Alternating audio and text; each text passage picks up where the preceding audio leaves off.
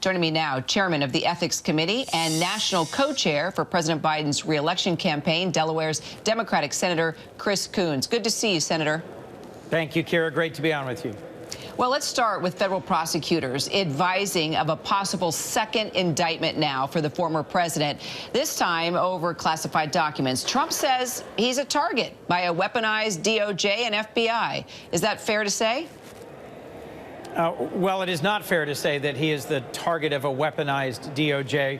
I will say this is far from the only investigation or potential liability in the courts that our former president faces. To me, this sharpens the contrast with President Biden, who continues to make progress as our president, to sign into law bipartisan legislation, to move us forward as a country at home and abroad. I hope that most of your viewers are just tired of the chaos associated with our former president. And, you know, look, being notified he's the target does not mean definitively he will be indicted, but it is a significant step.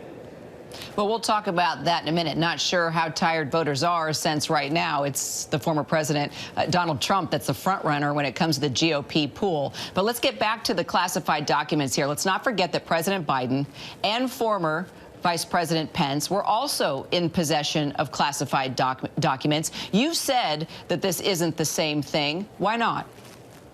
Well, the response of former Vice President Pence and President Biden when they became aware that inadvertently classified documents had been retained as they left office and transferred to their homes, their actions were to promptly reach out to offer to allow a full search and to fully comply with the requirements of the law.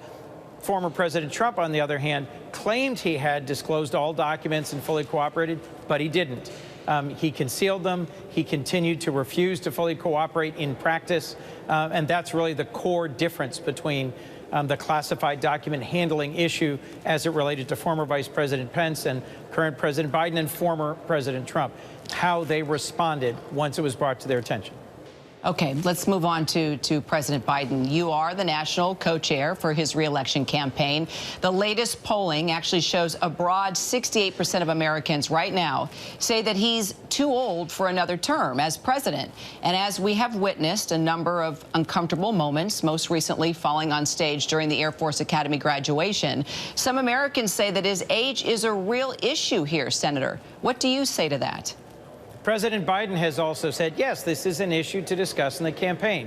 But he's also said, don't compare me to the almighty, compare me to the alternative. His real record of accomplishment, the seasoning that he's got from decades of service in the Senate as vice president, allowed him to be remarkably successful in his first 2 years as president.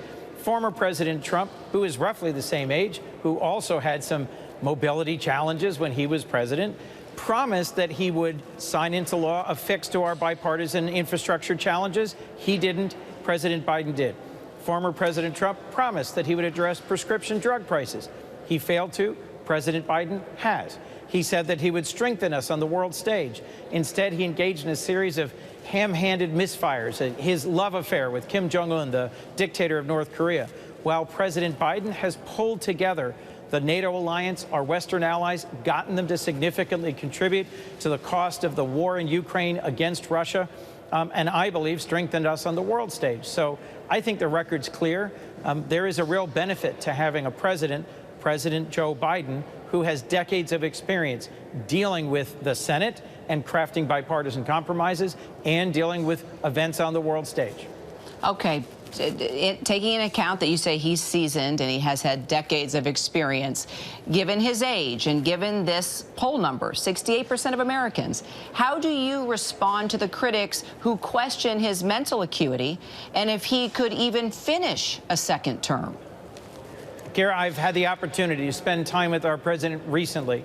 There is nothing to these challenges, these suggestions that somehow he's not sharp and he's not capable. Just look at what Speaker McCarthy said about the very tense, very difficult, very important negotiations over the bipartisan budget deal that President Biden just signed into law. Speaker McCarthy commended President Biden for his agility in negotiations, for his grasp of the underlying subject matter. I will say that in my encounters with him, he's sharp as a tack. So I'm not concerned about this. I think the whole point of having an election is to allow the American people to look at his record of accomplishment in the White House as president.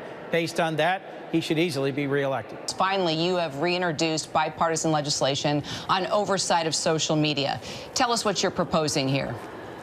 So the Bipartisan Platform Accountability and Transparency Act, which a group of 6 of us, Democrats and Republicans, have just introduced, would open the algorithms that drive social media so that we'd be able to look under the hood. The Surgeon General just said recently that he believes we are in the middle of a national crisis of mental health among young Americans because of social media, because of the ways that platforms like Instagram and Facebook impact the self-sense of our young Americans. We should understand this. This bill would allow for balanced academic research into these algorithms and help us better target regulation so that we can both continue to have an innovative modern economy where social media is an important part of that, and understand the harmful consequences of social media on our country, on individuals, on families, and most importantly, on our children. Yeah, as a parent of young twins, I'm extremely concerned about social media. Senator Chris Coons, appreciate your time today. Thank you, Kira. Hi, everyone. George Stephanopoulos here. Thanks for checking out the ABC News YouTube channel. If you'd like to get more videos, show highlights, and watch live event coverage, click on the right over here to subscribe to our channel. And don't forget to download the ABC News app for breaking news alerts. Thanks for watching.